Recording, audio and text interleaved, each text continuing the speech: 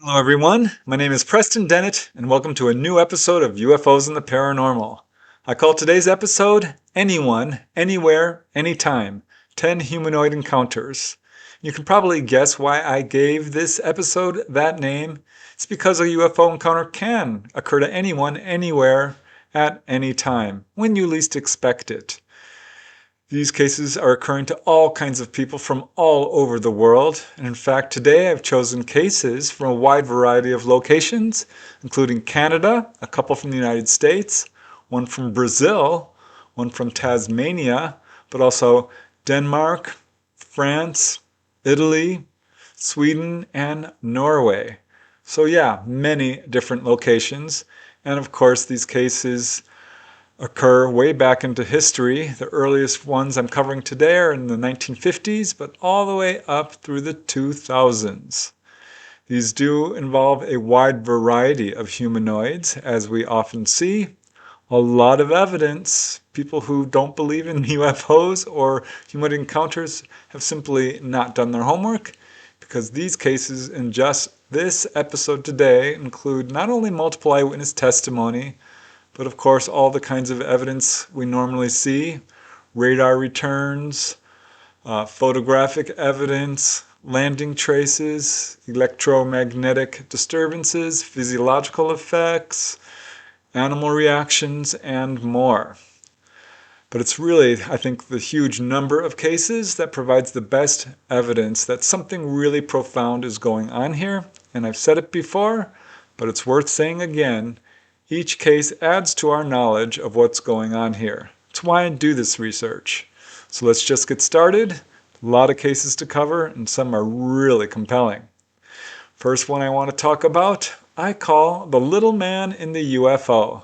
This case occurred in December of 1951 in Red Springs, but it turns out it's not just one event. I set out to investigate one event, but I found another that was definitely connected to it, and then another that was connected to that.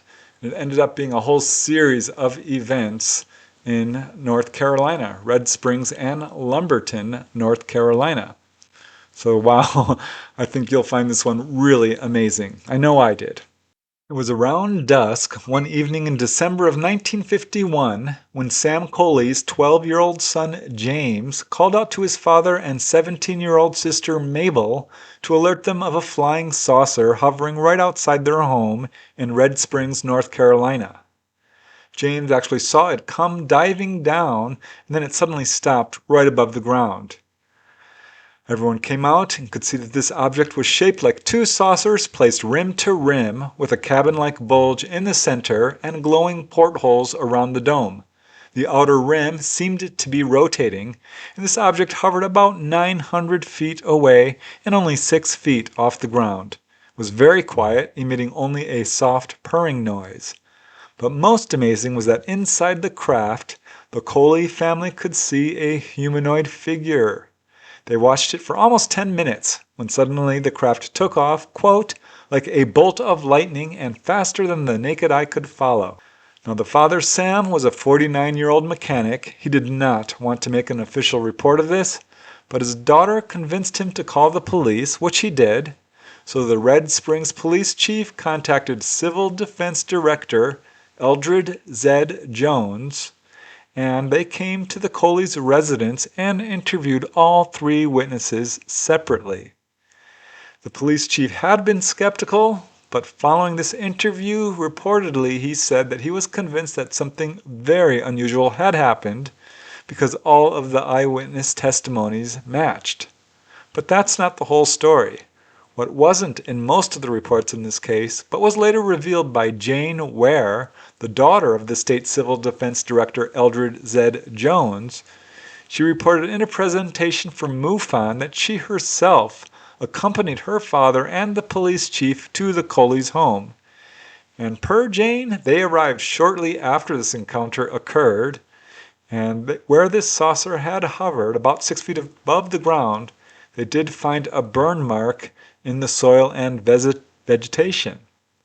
But it was more than this, because to the shock of everyone present, the UFO actually returned and was observed by everyone there: Eldred Jones, Jane herself, Sam Coley, his wife Viola, and their 2 children. And, of course, the police chief and another officer. Now, the object was described by Jane to be about 30 feet in diameter, glowing a red-orange color which became dull and bright as it moved close to the farmhouse. In fact, at its closest approach, the witnesses could all smell an ozone-like odor similar to burned electric wiring. They also heard a droning sound, which, get this, made their heads and internal organs seem to vibrate. And this went on for quite some time, about 5 or 10 minutes before this craft left. Now there was more to this. Jane's presentation for MUFON was called CE2, Close Encounters of the Second Kind, Psychological and Physiological Aftermath, because they suffered some physical symptoms from this. Jane said that in addition to the smells and vibrating feelings, following this encounter, she suffered from some prominent physiological effects that included burns on her skin, scars, headaches, nausea, and eye irritation.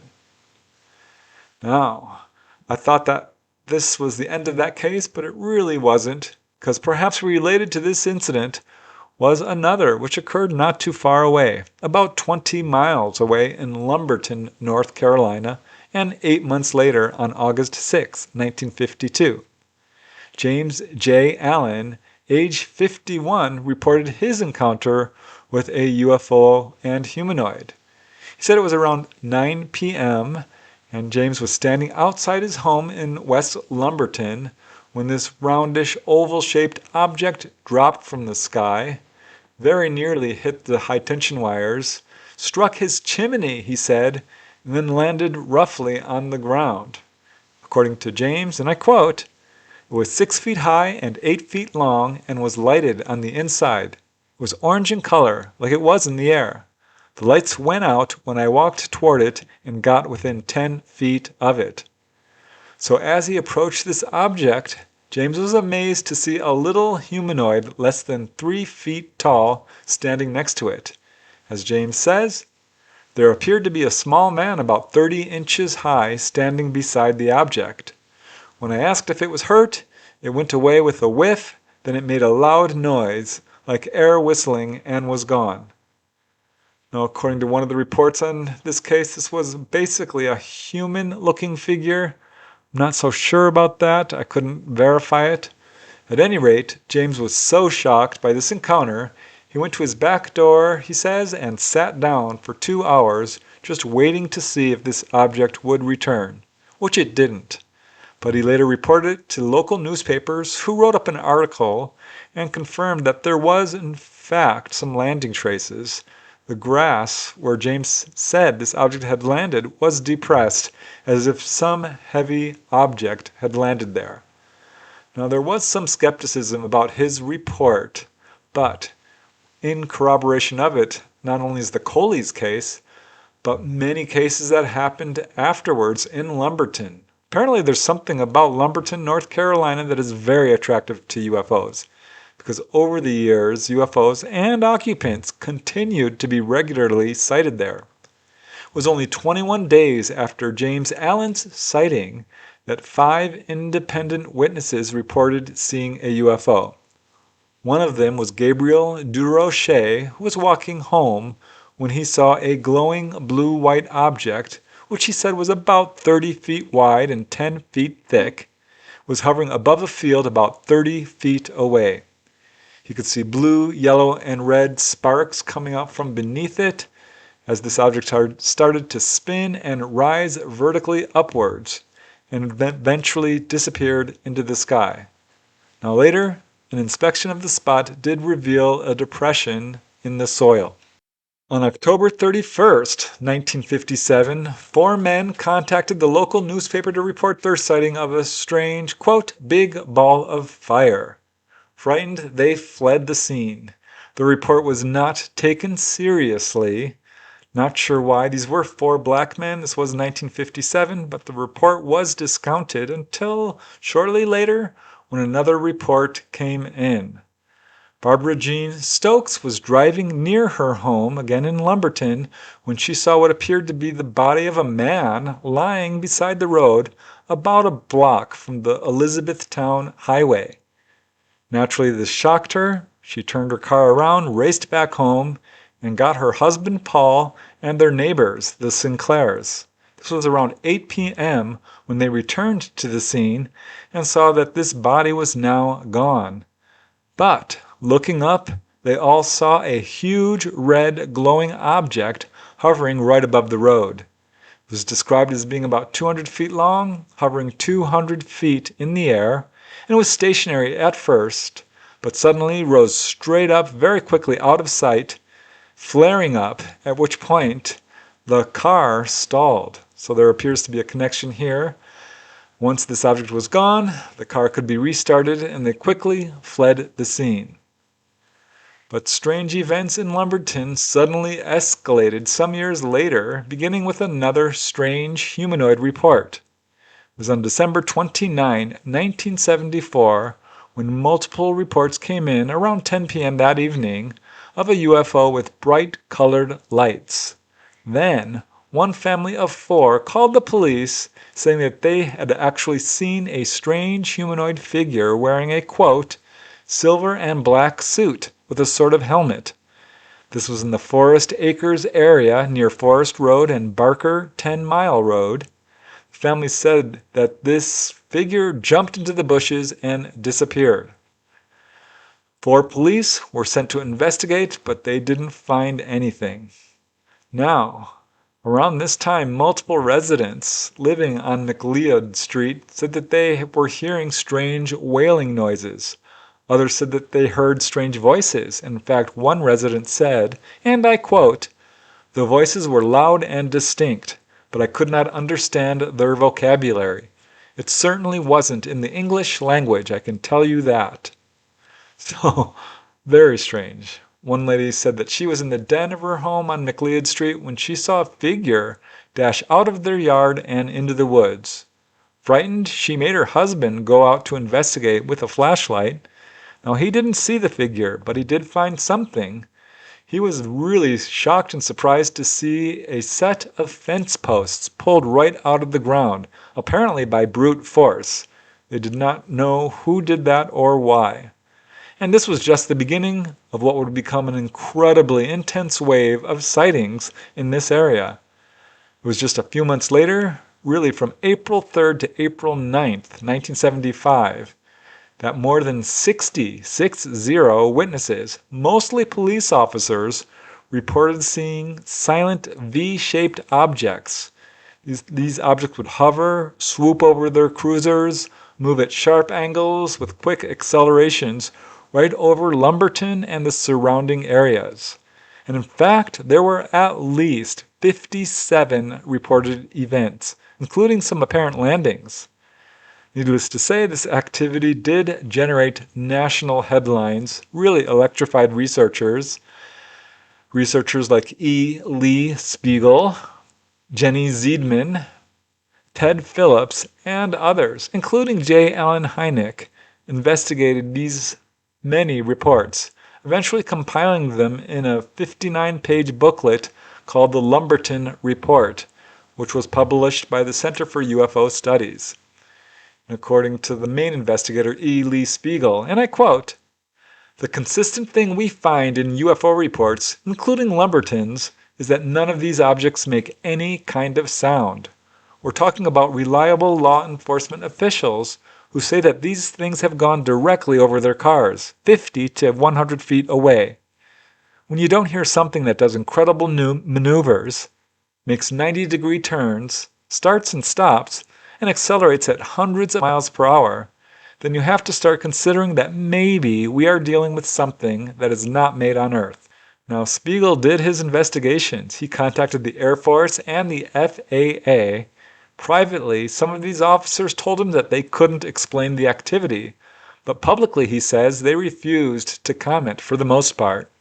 And again, these witnesses include sheriffs, deputies, town police, and state troopers in a 6-county area, with most of the sightings being very close up. The only thing unusual that they could find about the Lumberton area was the presence of a huge number of swamps and lakes and water towers, and of course high tension lines, but those are everywhere. There was one report involving an apparent landing. This was during April of 1975. This comes from Ray Strickland and his family, who were driving along Philadelphia Road when they saw a formation of pink-red lights, which came down into a potato field and seemed to vanish. They did drawings of it. They went to the police, who returned with them to the site, and they found something very unusual. 6 circular patches of ash on the ground that apparently wasn't there before. Now, Lee Spiegel says that this was just one of many similar reports. And in fact, as he was in Lumberton investigating these sightings, he himself saw a strange glowing object about 500 feet away.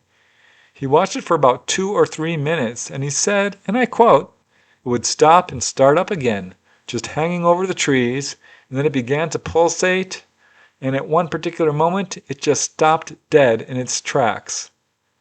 He says at one point it flared up so bright it was impossible to look at, and then suddenly turned blood red, pulsated, and moved slowly away.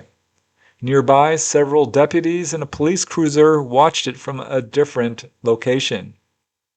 And this was just one of 4 sightings he had total. With so many sightings from so many reliable witnesses, the FAA was finally forced to issue a statement, and they said that they thought the objects were a delta-shaped plane with its landing lights on. They said that there were training flights going on in the area and named the aircraft. Needless to say, the many officers who were witnesses to this vehemently disagreed. In fact, Officer John Hayes said he saw an object only 200 feet from the ground.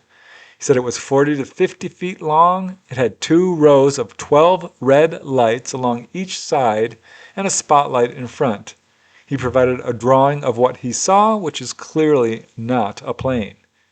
And the only reason he became a witness was because he was alerted by another policeman, Deputy Marshal Gilbert, who saw this object heading towards where Hayes was. Police Chief Gary Moore joined the dozens of other officers who became witnesses when he said one of these objects hovered over his patrol car and shone a beam of light down on it that was, quote, "so bright I could hardly look at it." Now, he actually got out of his cruiser and shone his flashlight at this object. He blinked it, and this object blinked back. He then looked at it through binoculars as it started to move away, got back into his cruiser, and chased it for 2 miles, reaching speeds of almost 90 miles per hour. He does not believe the FAA or Air Force explanations and says, quote, "A jet can't park in the air." He also provided a drawing of what he saw. There were quite a few officers who were willing to go on record with their names, including R.T. Higgins, John McPasson, Phil Stanton, Neil McCormick, P.H. Atkinson, Jim Driver, many of them, Officer Bullock, Officer McPherson, a lot of them. One lady, she was driving at the junction of the 211 and I-95 highways when she says a craft chased her down the 211 highway. She called the newspapers hysterical with fear. Another witness, a good witness, was night security guard James E. Floyd. He said that 4 out of 7 nights, this was again through April 3rd through 9th, he saw these boomerang-shaped objects with red and orange lights pass over the Alamac mill that he was guarding, producing, quote, "a light of such intensity that the automatic night lights went off." Of course, as you might expect, during this period, the police station phones were ringing off the hook with people in the area reporting encounters. Now, the researchers to these many incidents did get some cooperation from the Air Force finally when Bill Klein, an intelligence officer from Seymour Johnson Air Force Base, arrived on the scene and admitted that these reports were unusual. When asked flat out if he thought the reports were of an object manufactured on this planet, he replied, "No, I do not."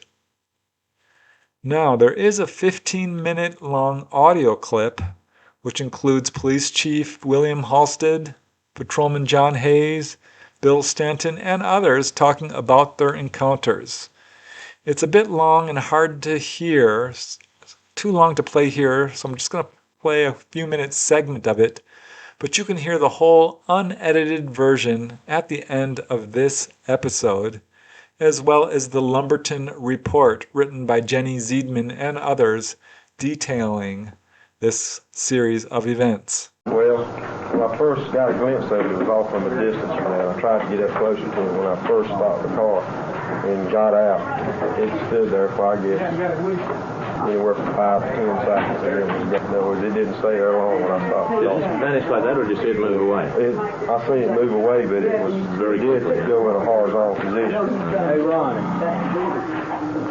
What do you think it was? I mean, could it have been an aircraft? I don't think so.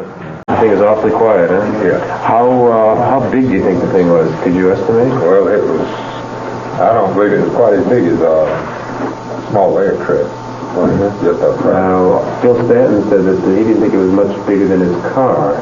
It looked a little bigger than a car. Yeah. It was a bright white and amber light. This appeared to be at treetop level. I observed it through binoculars. Looking, well, I would describe it, I was traveling south and I was looking more like a northeasterly direction. And this bright white, the amber light was illuminating the perimeter. It was so brilliant, if there was any running lights along the perimeter of it, it was drowning them out or they would blow the tree level.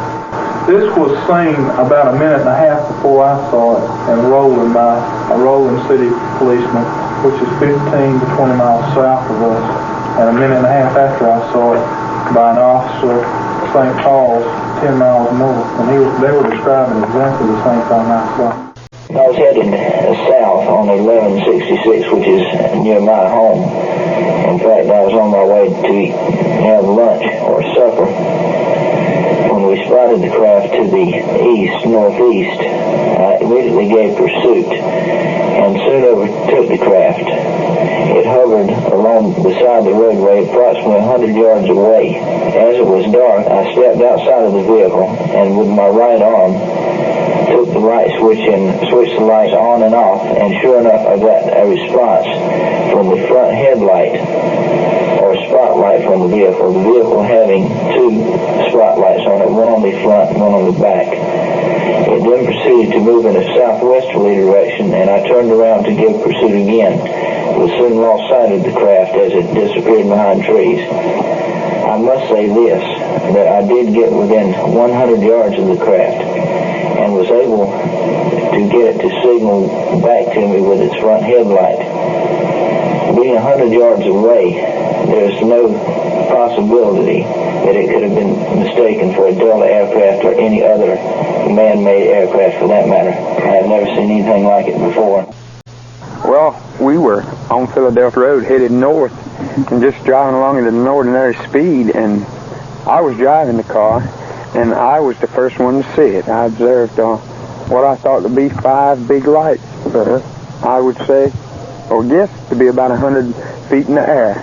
And the moment I focused my eyes on them, it appeared that they were maybe going at a speed of about 50 miles an hour, and then they speeded up like 100 miles an hour.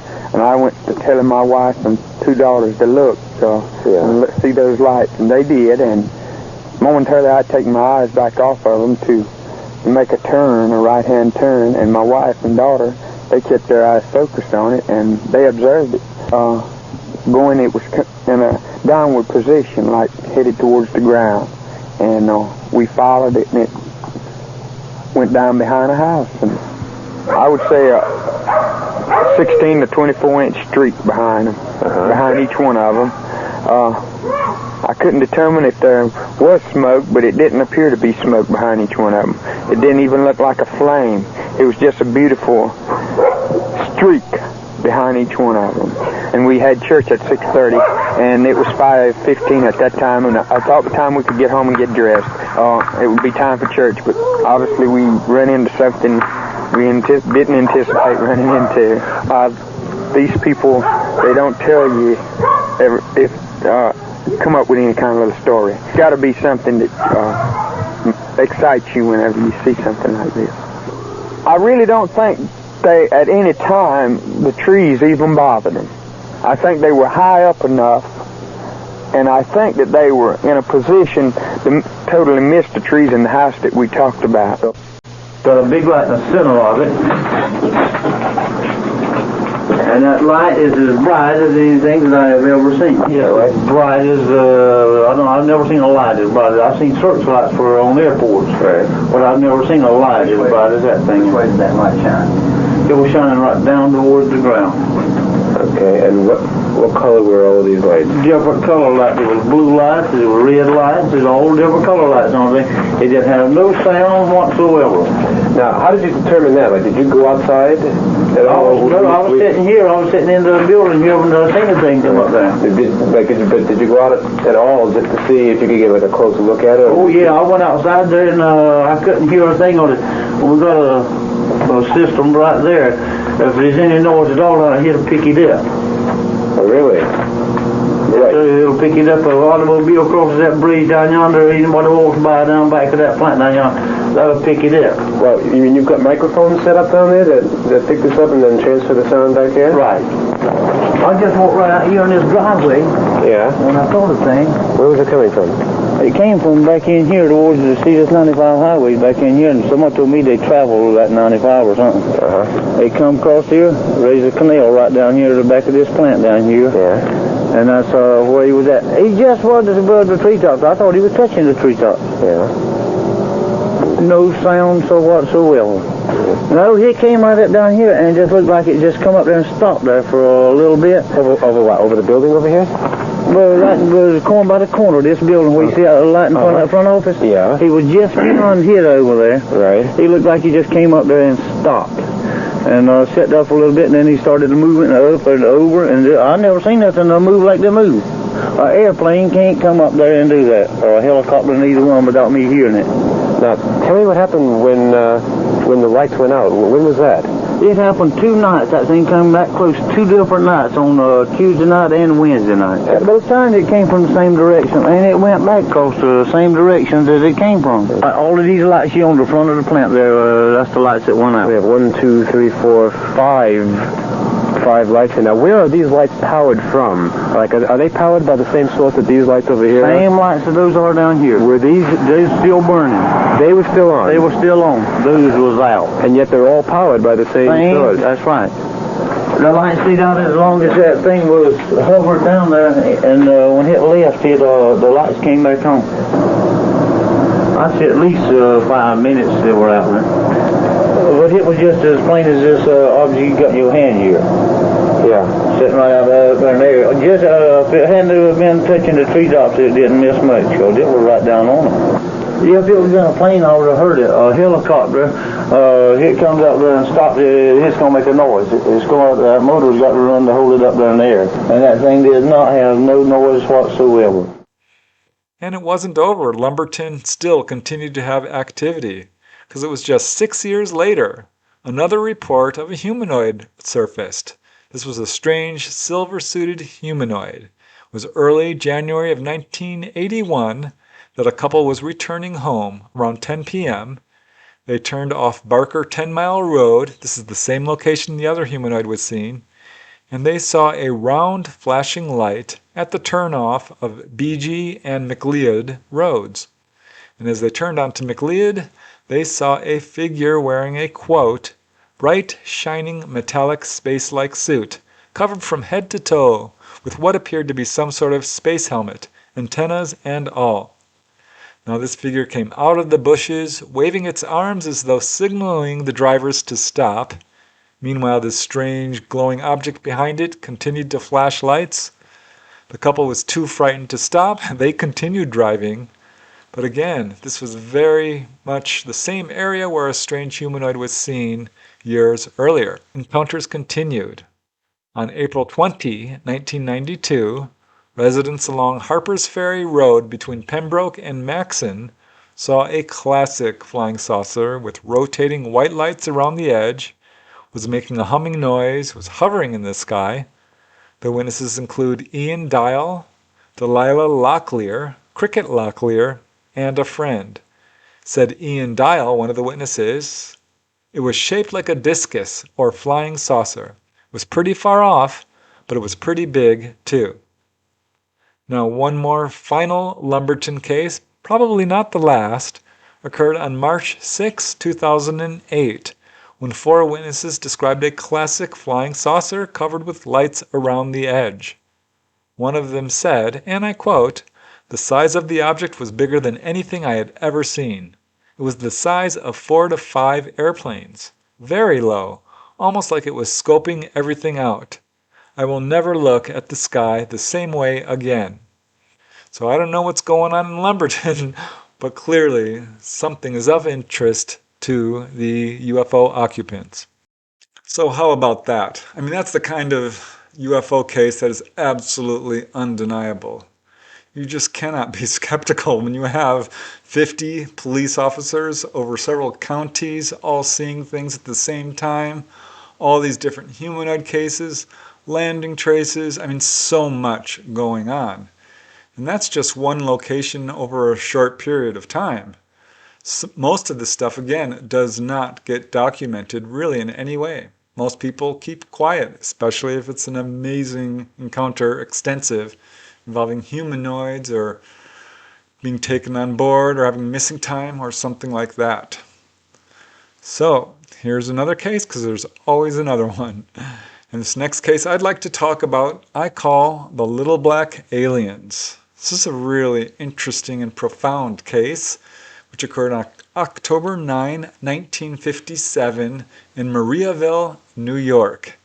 I like this case because it's a multiple witness case with landing traces and just really interesting. It was 2:30 on the afternoon of October 9, 1957, as Marie Yeager sat in her trailer on Dwaynesburg Church Road, not far from Mariaville Lake in Mariaville, New York. Marie had agreed to babysit her neighbor's children and had just made cookies and hot chocolate for them. She was sitting in front of the picture window waiting for the school bus to bring her children home. It was a cloudy, windy day, and Marie saw movement out in the yard, which she thought for a split second was clothes being blown off of her neighbor's clothesline. But taking a second and closer look, she saw that the movement was actually coming from a roundish silver object, which was reflecting the light. She said it was shaped like, quote, an old-fashioned washtub, and was not much larger than that. She watched it descend and apparently land behind the hill a short distance away. 2 or 3 minutes later, it reappeared and ascended upwards and was gone. She didn't think too much about it, but she sure did the next day when something even stranger and more bizarre happened. It was around the same time, October 10, Marie was out in the yard to the left of her trailer feeding her ducks and chickens when she heard a strange whizzing sound, which she said was kind of like a fast spinning pinwheel, but much louder. Her ducks and chickens began quacking and squawking loudly, including her drake, which she said was normally afraid of nothing, but now appeared to be greatly frightened. So looking up, she saw this same object that she had seen the previous day, but this time it came down very nearby, stopping only about 6 feet above the ground. Immediately, 2 black figures emerged from the object and hopped into the woods. She didn't get a good view of them. She says she was really too frightened, and they were also moving so fast as to be almost a blur. The object remained for just about 2 minutes, then suddenly made a loud whirring noise again and took off vertically, so quickly, she said, that it sucked up the leaves, grass, and dirt around it, which came crashing back to the ground. Now, she did not see the black figures after they had disappeared into the woods, but this whole experience frightened her pretty badly enough that she returned to her trailer, grabbed her baby, got into her vehicle, and drove over to a friend's house. She immediately told them what happened, and they didn't want to believe her at first, but they could see that she was incredibly frightened, so they did believe her. Shortly later, the school bus did arrive. Marie told the bus driver what she had seen, and he was amazed and told her that he had seen something very similar to what she described. 2 craft, but they were side by side sitting in a field just moments earlier. He urged her to call the police, which she did. She called the police, who were also skeptical, until she asked them to send over officers to protect her. So they did take her report seriously. They sent over 2 troopers and a deputy sheriff, who searched the area but found nothing. But later, a scientist and researcher heard about the sighting shortly after it occurred, went to investigate, and found a whitish material in the area where Marie said this craft had hovered. He said this material stuck to the grass and looked kind of like lime. He took a sample of it and said he would let Marie know what it was, though this apparently did not happen. If it did, it wasn't in the many reports on this case. I think there's some important takeaways from that case. One is that if you've seen something, likely there is another witness. Another important aspect was the emotional reaction of the witness, how very scared she was. We see this quite often, and I'm very curious about it. It's very clear that people in general fear the unknown. It's another reason why I do this research, so we can make the unknown known and move past fear. Now let's move to the next case, which is also really compelling. I call this one 5 Saucers and 6 Aliens. This case very nearly did not get any publicity whatsoever, went unrecorded, but thankfully, through pure coincidence, we do know about it. This one occurred on November 18, 1957, near Mariaville, Brazil. And this case I like for a number of reasons. Mainly is that there are so many witnesses. It was about 10:30 a.m. when Pedro Zilli, a 43-year-old owner of a tobacco farm in Maricaja, Santa Catarina, Brazil, and his employee João Hermani, they were building a hothouse to dry tobacco leaves when they both heard this weird, low buzzing noise. They didn't pay much attention to it. They just kind of passed it off as the noise of the wind. But then they noticed that the cattle nearby, which had been grazing, had stopped grazing and were now looking in a frightened manner towards a grove of nearby trees. Looking in that direction, Pedro and João were amazed to see, about 500 feet away from them, 2 metallic craft sitting on the ground, quite large. They wondered at first if this might be wreckage from a plane that had fallen from the sky, and curious they began to approach, but both men stopped in their tracks when they saw 6 tall, thin-looking men dressed in a sort of strange-looking dark clothes, which emerged from this grove of trees and began to walk towards the craft. Now, per the farmers, the men were, quote, middle-sized, wearing gray suits glued on their bodies. Apparently seeing that they were being observed, these weird figures quickly ran into the craft, climbing small ladders and entering inside. Now, Pedro and João were now close enough to see that these were not conventional craft. They were round, about 10 feet across, of course had no wings or protrusions of any kinds, except for a small ladder leading to an opening, and they weren't actually landed on the ground, but were hovering about 3 feet above it. So these 6 men quickly approached the craft, divided into 2 groups of 3 figures each, and entered into them. Moments later, these 2 craft made a loud whistling sound and took off with such speed that the coconut palm trees next to them were almost flattened, bent over double to the ground by the force of the wind. And seconds later, Pedro and João were amazed to see 3 other identical-looking craft emerge from behind the trees, ascend upwards, and join the other 2 in the sky. At this point, all 5 craft darted off to the west at high speed.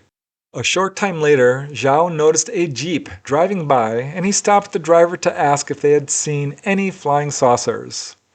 This jeep was being driven by a man who was transporting a patient to the hospital, and the driver said no, he had not seen any flying saucers, nothing unusual, and he drove off. But it was later that day he was amazed to hear local residents in a neighboring village talk about seeing strange objects in the sky. Some described hearing strange noises. So the driver became very curious. He returned back to the tobacco farm to get more information and got the story. And it was this man who informed researchers of the incident and led to this case being investigated and later publicized in local newspapers. So there you go, another amazing encounter with UFO and humanoids. It's amazing because that case very nearly did not get documented in any way. It was pure coincidence that that guy was driving by, happened to talk to the witnesses, and then found out that there were more witnesses. Not for that guy, we probably would not be hearing about this case whatsoever, which just goes to show again that the vast majority of cases go unreported.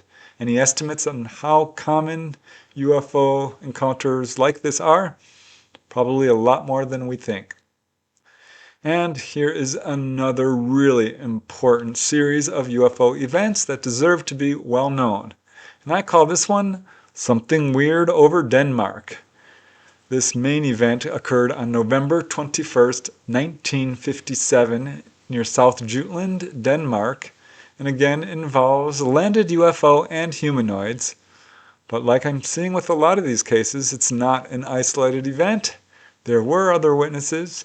And in fact, this event took place during a massive wave over Denmark that was really causing waves at very high levels of government, as we shall see.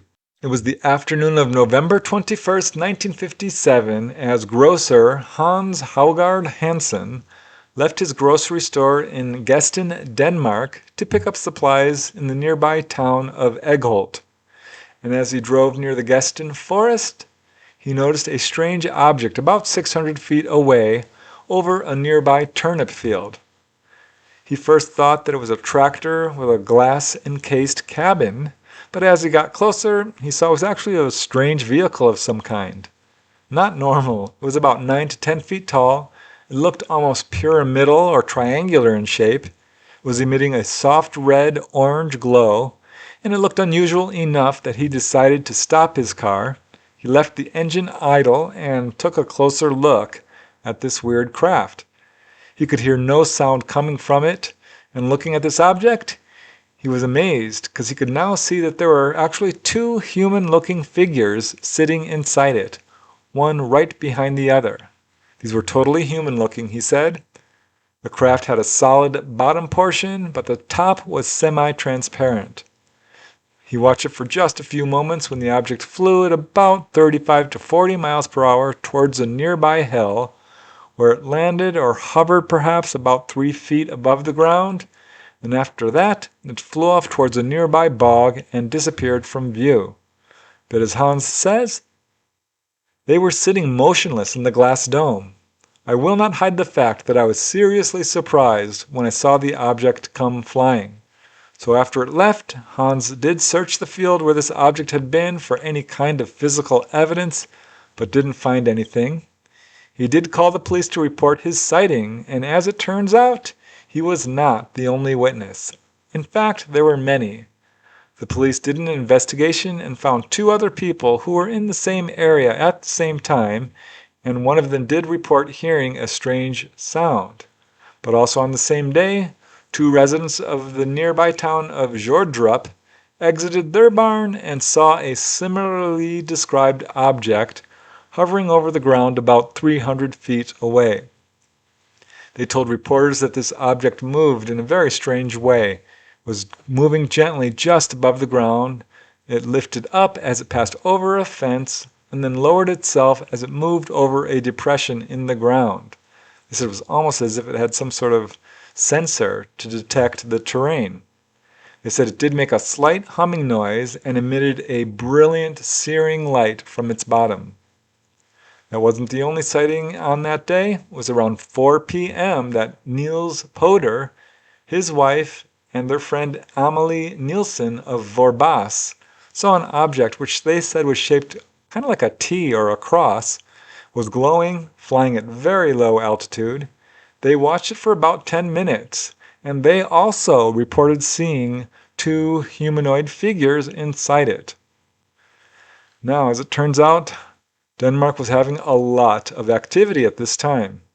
Lieutenant Colonel Hans Christian Petersen of the Danish Air Force, later co-founder of the Scandinavia UFO Information Group, said that 2 reports from the island of Bornholm were reported to the Danish Defense Intelligence on November 20, 1957. This is the day before the above 2 sightings. Now, many people reported this object, which was silent and hovering. And this was just the beginning of a huge wave of activity. And in fact, the Danish newspaper Family Blad said that they had received hundreds of reports. As they wrote, "Not a single day passes without some report appearing in daily papers all over the country of true observations having been made by truthful people. And strangely enough, the observations are made in different parts of the country all at the same time. Therefore, the possibility of optical illusions or imagination is out of the question. Strange things are happening between the sky and Denmark." Another newspaper wrote accounts of witnesses seeing weird objects, including one group of witnesses who saw a very large object releasing smaller ones. And one newspaper wrote, quote, "So many reports of a similar nature have been sent to the Air Force station of Skridstrup that they have been unable to cope with all of them, and more are expected in the near future." Interestingly, all of this occurred right on the heels of a huge wave in early November that swept across the United States and the world. Another interesting fact, on November 21st, 1957, the same date as the above humanoid sightings, radar officers at Huma AFS in Louisiana Air Force Station observed a radar target, get this, 15 miles long and 10 miles wide at an estimated altitude of 31,000 feet. This was observed on multiple scopes. So this was an incredibly busy month, and the above cases are just a tiny portion of the actual number of cases going on at this time. November 1957 is a month that will always go down in UFO history as being unprecedented. Particularly the beginning of the month in the United States was absolutely incredible. I did a whole episode called 1 Week in November on just the cases that were in the US, and here we have another amazing series of events in the latter part of the month going on over Denmark. Makes me wonder if these are intentional displays, ETs conducting what amounts to a publicity campaign. To me, that is the takeaway from this particular case, because that's what it sounds like is going on. ETs do want us to know about them. And now we move to another case. I call this one, "I Can Still Feel the Fear." This one occurred in June of 1963. It's technically a multiple witness case, but really only one witness, as the other one was quite a young child. This occurred in Storholmen, Sweden. This is a tiny little island. This is quite an unusual case, which involves what we would call a USO, an unidentified submersible object. Though technically it wasn't submerged, this was a UFO that was touching the water. It's a really fascinating case. And yeah, I gave it that title because the witness had such a strong emotional reaction to what was going on. This very unusual case was apparently not officially investigated, but comes from the number 4 1989 issue of the Swedish publication UFO, directly from the witness herself. It occurred on the very small island of Storholmen. This is located northeast of Stockholm in Sweden. The witness was there with her 7-year-old son. They were enjoying the warm summer weather. They liked going there regularly to explore the beaches and watch the birds, collect rocks and driftwood. This particular day was a beautiful sunny day. They were at the southernmost tip of the island, and I'll just let the witness describe in her own words.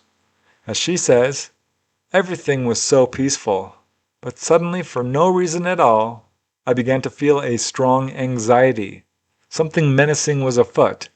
I looked out at the water, which was perfectly mirror-like. And it was at this point that she saw a reflection of something shiny on the water, clearly an object of some kind, but whatever it was coming right for her at very high speed.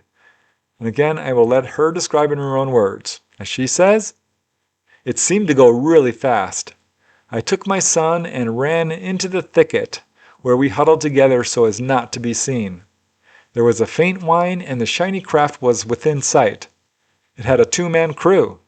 One stood up while the other sat or lay down in the cockpit under a round, transparent dome. The boat was oval and flat as a pancake, all silver. It glided so easily over the water at high speed.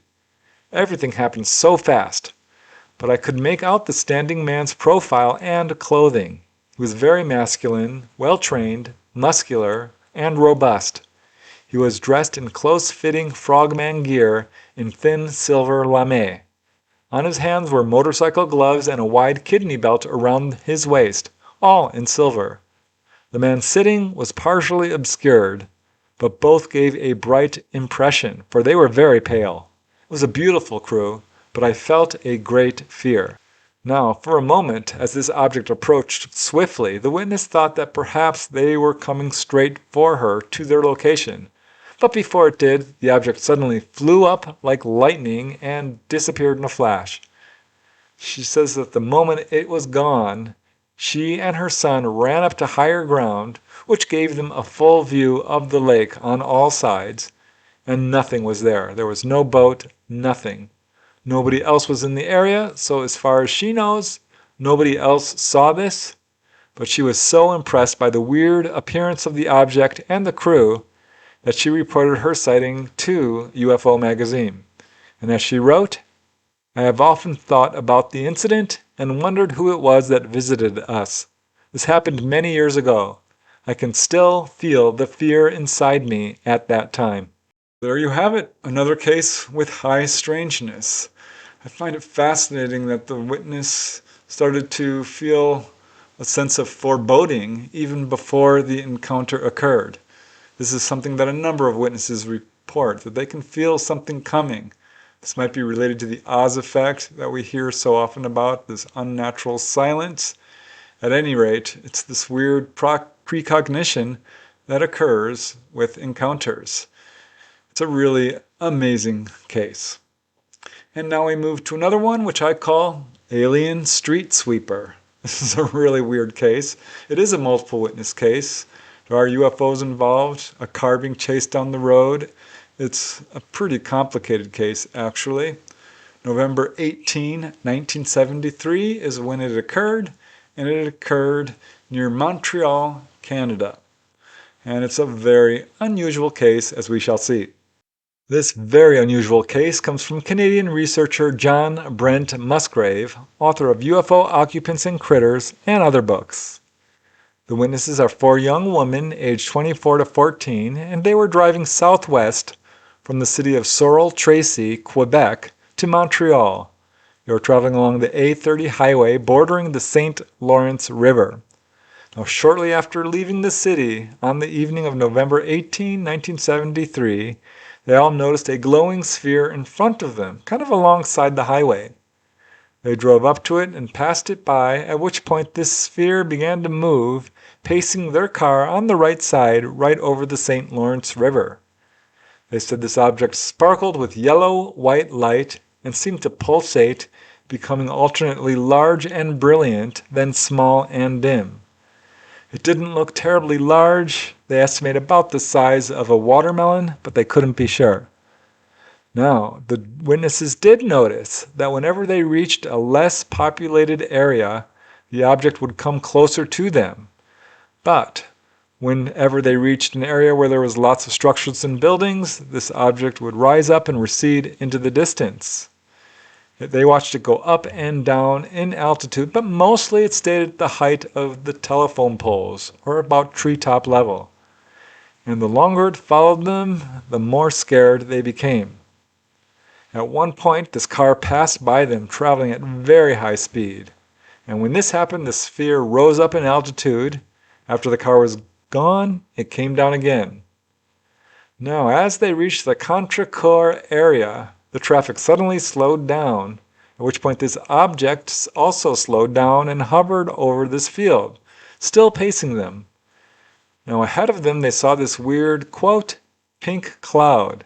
This was lying across the road. They couldn't tell what it was, if it was dust, smoke, or fog, but it looked so strange that all the witnesses forgot about the UFO that was following them and diverted their attention to this strange pink cloud.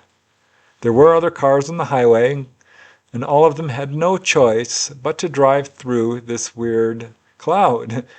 Now, inside this pink cloud, they reported what we would probably call the well-known Oz effect. As they said, quote, everything was very quiet and silent. Now, coming out the other side, they sped up but had to immediately put on the brakes because the car that had raced by them at high speed had apparently had an accident and was now lying wrecked in a ditch off to the side of the road. Passing by this car, they sped up again, but had to slam on the brakes almost immediately and swerve to avoid this strange, quote, little man who was standing in the road. This figure, they said, was about 5 feet tall or less, was wearing dark clothing with a cap that could, quote, hide his face, and was holding this broom-like tool in his hand. Now, it was weird because he was wearing dark clothing. He was standing directly on the white dividing line on the highway, also was seemingly unaware of the traffic, not responding to it, and appeared to be using this instrument to sweep the road perhaps, they weren't sure.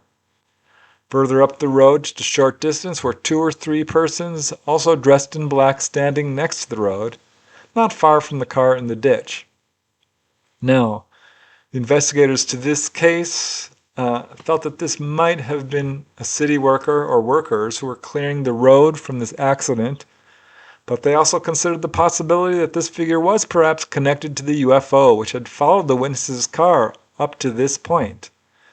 And as John Musgrave says, I've elected to put this into the limbo category pending more information. But it's weird because if this was a human cleaning up this accident, why is he dressed in dark clothes? Why is he in the middle of the road? Why didn't they stop traffic to clear the road? I mean, there are some weird details here which don't quite add up. Turns out there's still more information to this case because later the witnesses were driving back and that weird pinkish cloud was still there. Also, in support of the UFO explanation is that this sighting was the first of no less than 11 reports of unidentified glowing objects in orbs in that area on that evening. I don't know about that one. You'll have to make up your own minds about it. I mean, it's clear that this car was being pursued or paced by this UFO, and given that so many other people saw UFOs on that same night in that area, absolutely lends corroboration and credence to the witness's testimony. But as far as the humanoid, well, a little on the fence about it. Could have been just a normal human sweeping the streets, but even that's unusual in the way that it was dressed, the fact that it's standing there in the middle of the road with no fear of being hit, ignoring the traffic. I don't know, it's strange. But now we move to another case, and this is probably my favorite of the bunch. It's so poignant, really touching. I call this one, Don't You Want to Come on Board? This occurred in the summer of 1974 in Oslo, Norway. And wow, what a case this is. It really made me think. This case comes from researcher Knut Askim, and it was published in the Norwegian magazine UFO. It was around noon, a bright sunny day in summer of 1974, as the witness, known only by her initials, Miss NN, she was 73 years old, and she was taking a walk in the suburban area of western Oslo near her home. Nobody was around. Strangely, there was no traffic either, and she was going up a shallow hill with many older homes and large gardens. She was coming up to a cross street when she heard the sound of beautiful music. She looked around to locate the source of the music, and as this sound came closer and louder, she looked up and saw the source was actually a strange object hovering above the pine trees to the north. She said it, quote, moved slowly, like it was on a scouting trip. She had the impression that whoever was in the object had noticed her, because immediately, as soon as she saw this object, it quickly came down lower and closer to her. The music stopped, and this object, now silent, revealed itself to be a sort of squarish oblong with rounded corners, and it was about the size of a small cottage. Through a very large window or transparent section of the front of this craft, she could see 3 human-looking figures. This frightened her. She turned around and began walking home, and became even more frightened when this object began to follow her. She did notice that it was leaving a trail of condensation behind it, and she had the sense that whoever was in this object was aware of her and was watching her.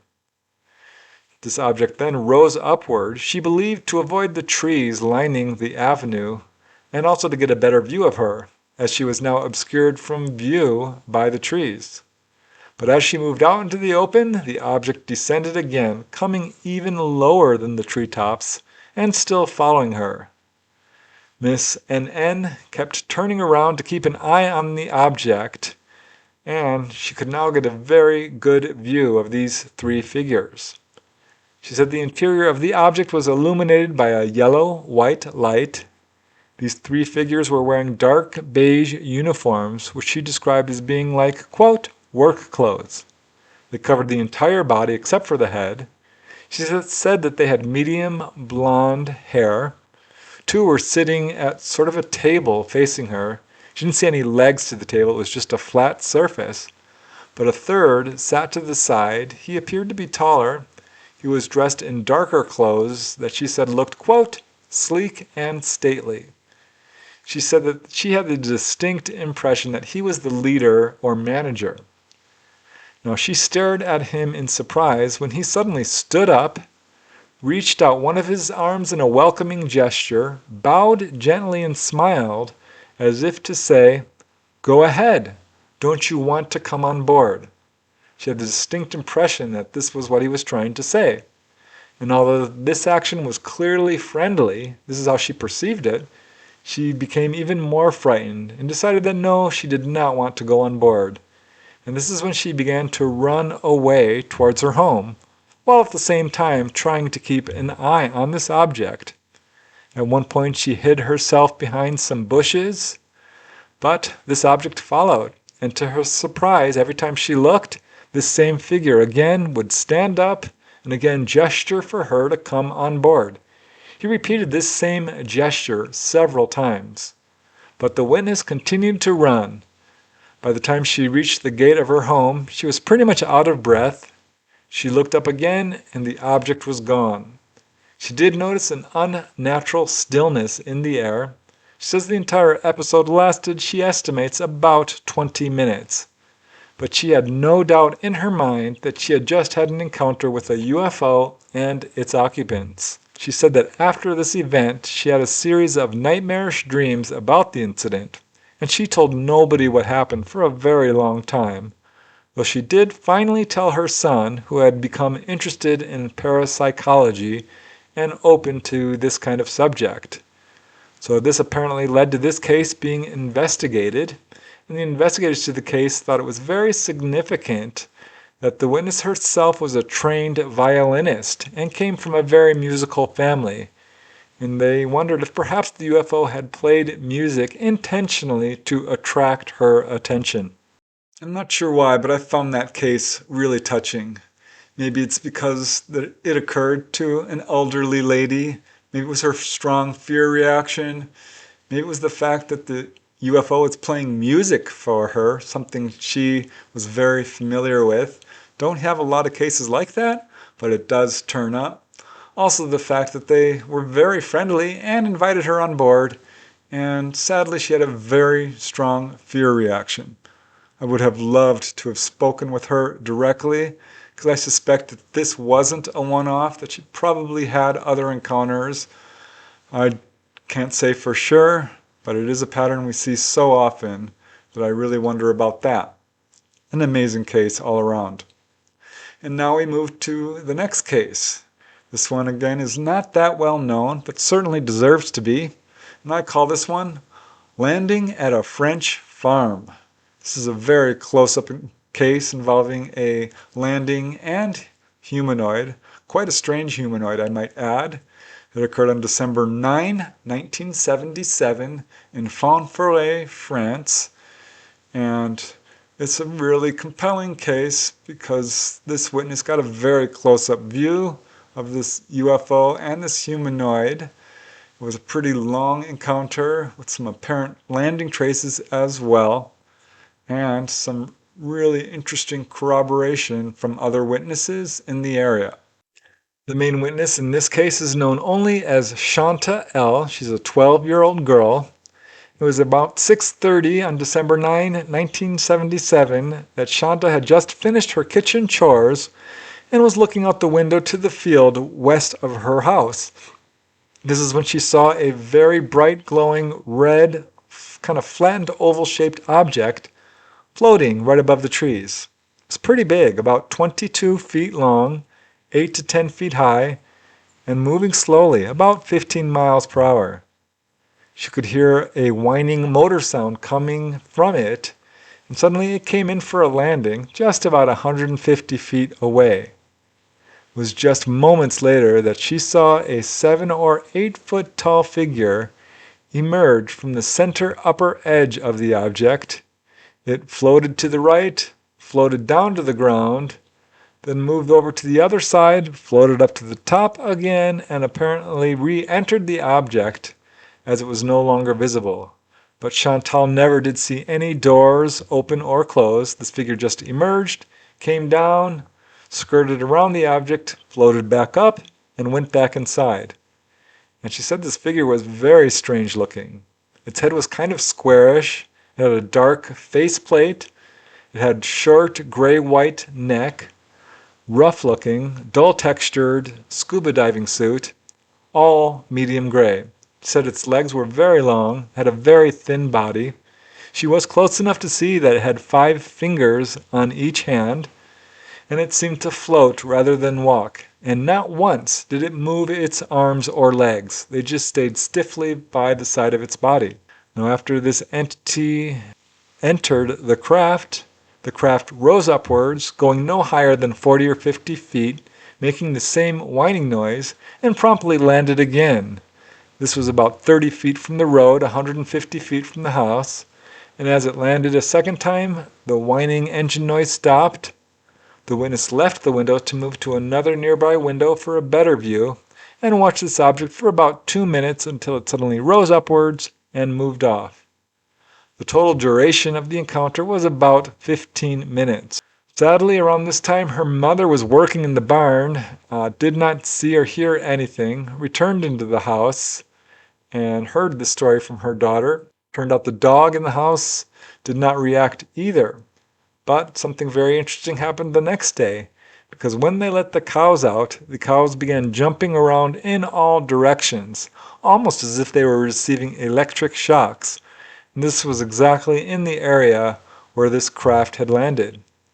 Also, going to the site where this craft had landed, they found that the grass was all wilted, as if subjected to extreme heat. And they also found 9 footprints, pressed about a ½ inch into the soil. And there was some corroboration of this. 2 days later, on the evening of December 11, 1977, Chantal's 2 younger brothers reported seeing an object of the same shape and size moving around in the sky. Investigators learned that there was another gentleman from Beaumont, located northeast of Fonferré. He said he saw a bright red round object at low altitude heading directly towards the location of this first encounter, Fonferré. He doesn't remember the exact date, but does say it was early December of 1977. So it could have been the same day, but that's not verified. Another testimony comes from a man who said that on December 1st, he also saw a bright red object moving slowly at low altitude in this same area. Now, none of these other witnesses saw the object land, or did they see any humanoids. But these descriptions definitely fit Chantal's observation and provide an extra level of confirmation. And another unusual thing about this area is that there is a large cave. Pretty fascinating case, I think you'll agree. I'm always curious as to what draws UFOs and ETs to a particular location. There are a lot of landings at farms, so perhaps that's what was going on here. I also found it fascinating that there's some very large caves in this area, because there are other cases where UFOs seem to be hovering over cave systems. Perhaps this is a loose association because there are so many cases occurring all over the world that I think we really are looking for patterns and connections that might not necessarily be there. Hard to say for sure, but we do need to check out all the evidence and try to figure out what's going on here. And now we move to the next case, which I call I Heard a Piercing Scream. This occurred in March of 1978 in a very rural area of Tasmania called Lake Sorell. This is a super interesting case because it does have a lot of witnesses, some really unusual high strangeness details to it, landing traces as well. I love that. When there's more evidence, it really brings another level of validity and corroboration to these cases that make it hard to deny that something unusual is happening. It was early March of 1978 that Monty Brinsmead said he saw a strange flying object hovering above a hill near Lake Sorell. This is in the rural central highland of Tasmania. He said the object had flashing lights around the perimeter, glowing lights underneath it which illuminated the ground. It frightened him enough that he dashed into his house and retrieved his rifle. Rushing outside and loading his gun as he went, this object quickly darted away. He had the impression that it was sensing his intention to shoot at it. So after this sighting, he checked with his neighbors and got a shock. He learned that dozens of them had recently seen similar objects. So this concerned him and he decided to take action. He organized a system of communication where anyone in this area who saw strange aerial activity would agree to blow their horns and signal each other whenever these objects appeared. It was one night, a short time later, Monty says he was woken up from sleep by a brilliant glowing light outside his home. He rushed outside with his loaded rifle in hand. Instantly this glowing light disappeared. But Monty got another shock. This is so strange. The doors of his car, which had been locked, were all now standing wide open. Later, on another occasion, Monty was walking to his house from his barn when he heard loud, quote, squishing footsteps. These were following him, and it sounded to him like a heavy man was walking through the mud. He rushed inside, grabbed his rifle, and emerged just in time to hear these footsteps near his garden. He quickly fired his rifle in the direction of the footsteps, and as he told reporters, I heard a piercing scream, but saw nothing. That was all. There was no blood. It must have been invisible. Now he never heard the footsteps again, but doing more investigation with his neighbors, he learned that most of the sightings were occurring in the same area, right over nearby Table Mountain. This made him curious, so he organized a group of his neighbors, and together they climbed up to the summit, which was not easily accessible. This is really only accessible by foot or by aircraft. But getting to the top, they were amazed to find strange tracks on the ground. And there, right on the top, in the soft soil, they also found small rectangular sections where it looked like the moss had been carefully removed. They ruled out helicopters causing all of this, as some of these landing tracks measured more than 50 feet in length. No actual humanoids seen in that case, but apparently heard. When you hear footsteps and you find all these landing traces and so many people are seeing UFOs, and he heard this scream, it's clear there was someone or something there. It's a really unusual case, and again, not well known at all. So now we do know about it, and it's another piece of the puzzle to what's going on here. And now we get to our final case of this episode, which is quite brief, but certainly interesting. And I call this one The Alien at the Beach. This one is not super well investigated, though researchers certainly did look into it and interviewed one of the witnesses, and there were several witnesses. It is a multiple witness case. This occurred on February 3rd, 1994 at Paceto, Italy. And it's an unusual case involving a very weird-looking humanoid. This next case was investigated by Italian researchers Renzo Cabassi, Paolo Fiorino, and Marcello Pupilli. They all followed up on a newspaper report describing what was apparently a multiple witness account of a strange humanoid. They wrote this case up in the Italian publication UFO. It was around 9 a.m. on the morning of February 3rd, 1994, as a group of about 6 witnesses, who unfortunately are mostly anonymous, were all at the beach near some caves. This is near Ancona in Paceto, Italy. One of the witnesses who did agree to a formal interview is known only as Giulio. He's 75 years old. He and the other witnesses, he said, all saw this strange-looking figure, which they said was about 5 feet tall and did not appear to be human. He had a very elongated face with very sharp features, 2 huge round eyes with round black pupils, had a large broad chest, a narrow waist, huge feet, and he was wearing a full-body black suit and what appeared to be headphones with kind of protrusions or antennae sticking out. And this figure was wandering among a rocky formation known as Pope's Chair, and he was moving strangely, very slowly, seeming to sway and stagger. So this went on for about 10 minutes, when suddenly this strange figure surprised all the witnesses by quickly rising vertically and moving off to the northeast in the sky and disappearing into the distance. Now the witness, Giulio, later wondered if this might be some kind of inflated balloon figure. This event was reported to some of the witnesses to the local newspapers and TV stations, who unfortunately kind of ridiculed the case, and this caused the witnesses to clam up. It was because of this that they refused to cooperate with any investigators, all except for the one gentleman who did agree to an interview. So unfortunately, there's no further information on this brief and very strange case. But there you go. This was either a balloon or an alien.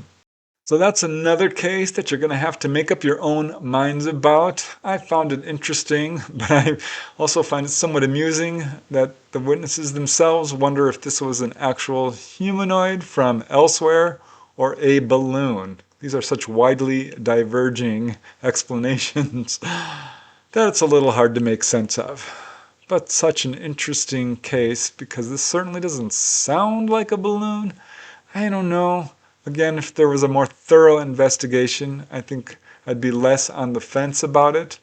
But I found it compelling enough to include in this episode, and I hope you found it interesting as well. So that's our episode for today. I can't believe how many humanoid cases I've covered in these various episodes. It's well over a couple of thousand now. People can say all they want about how skeptical they are of reports of humanoids. But the fact is there are so many, coming from so many people from all over the world, many of which are backed up by a wide variety of evidence, that I think it's undeniable that something really profound is going on here. I think the evidence is fairly conclusive. We are not alone. We are being visited. Extraterrestrials are real. And if our own governments would simply just disclose, release the craft and the bodies that I think they have, it would be a different ball game. All bets would be off. We would know for sure that we are not alone. Not sure that's ever going to happen, and so it's up to all of us to figure it out ourselves. And again, that's why I do this research. So thank you all for watching. I truly appreciate it. And like I like to always say, keep searching for the truth. It's out there. Keep asking those hard questions, because if you don't, who will? And most important, keep having fun. Because if you're not having fun, what are you doing? All right, guys, thanks again. I'll see you next Friday. You have a good weekend.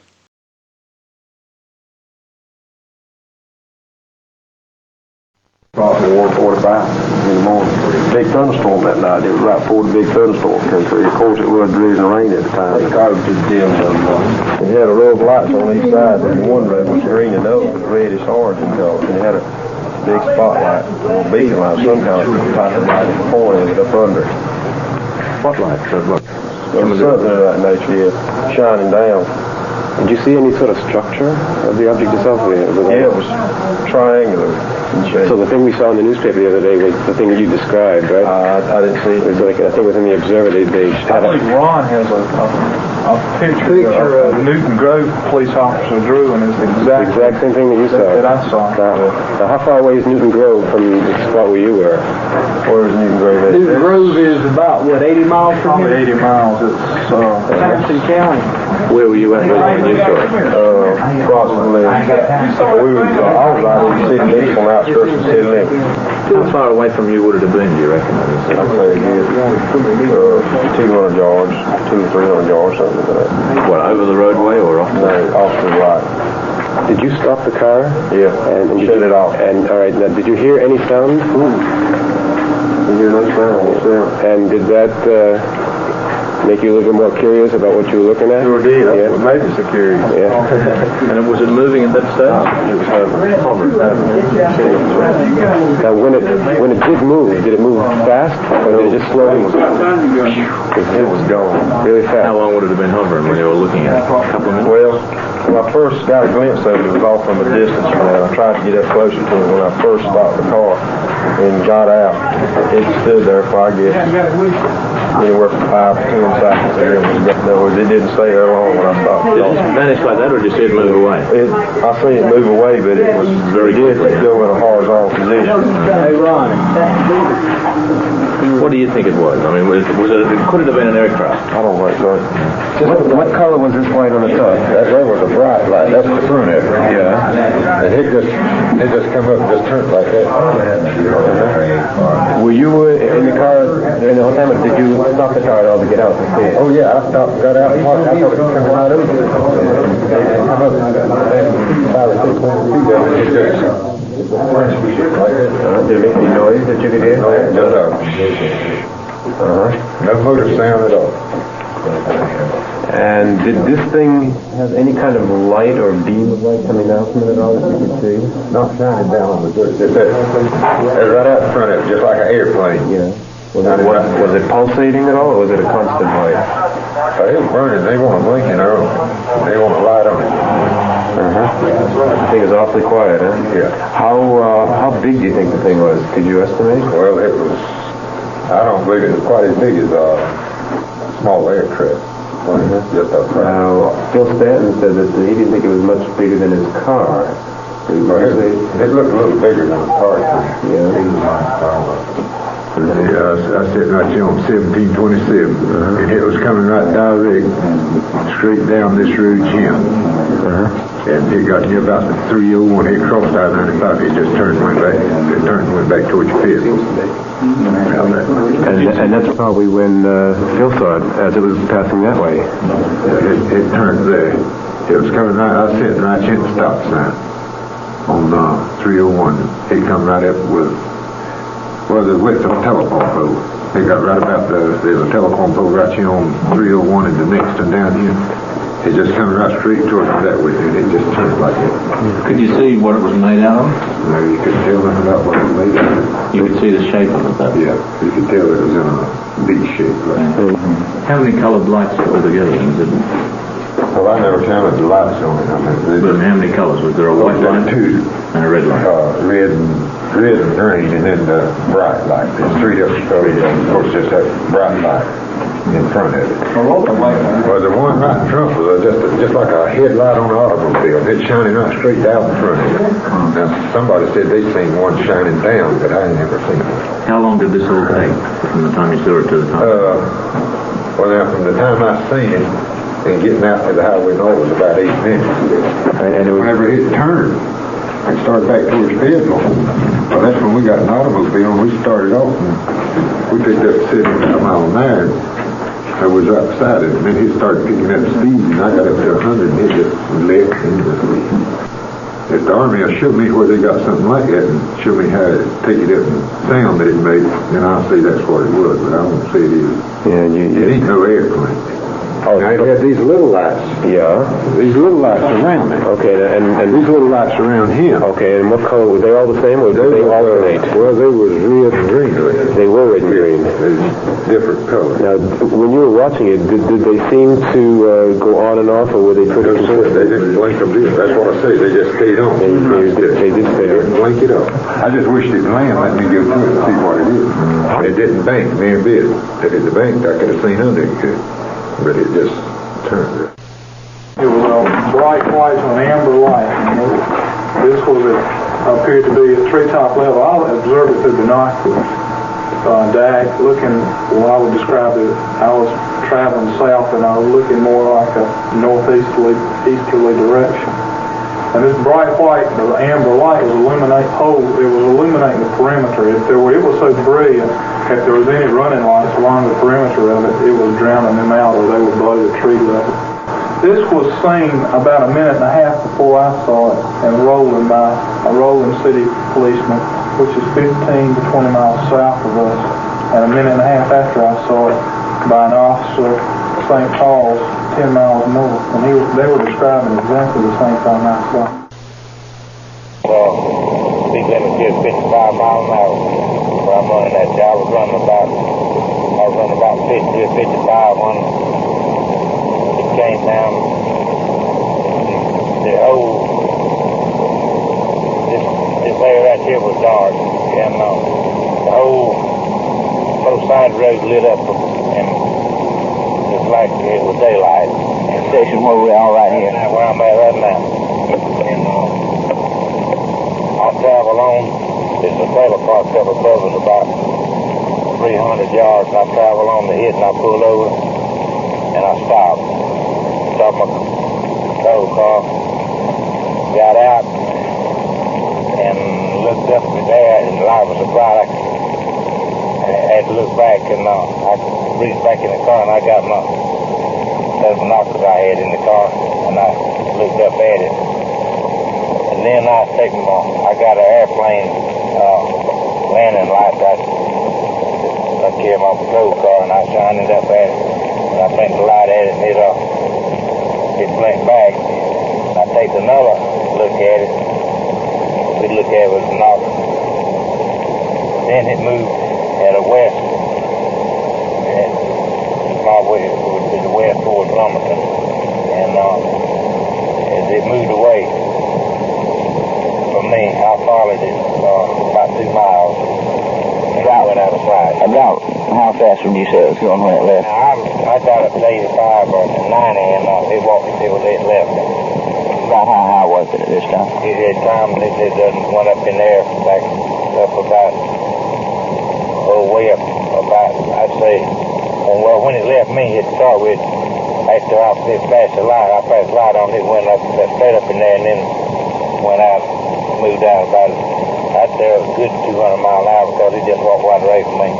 Chief, when you first observed the object, did it come from any particular direction, or did it rise from the tree? It come right down over, right down on top of it, like it was supposed to hit the car. And that's what I pulled over.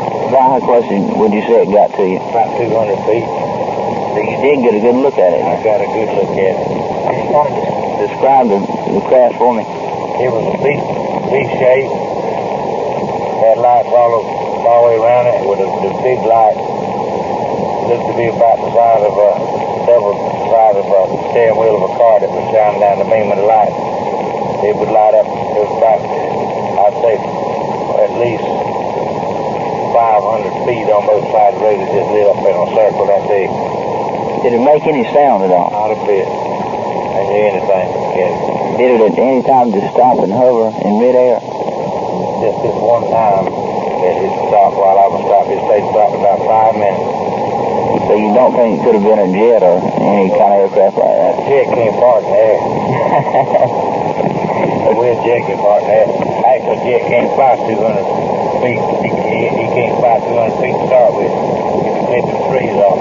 So you are positive it wasn't any kind of conventional aircraft then? It was not no aircraft. No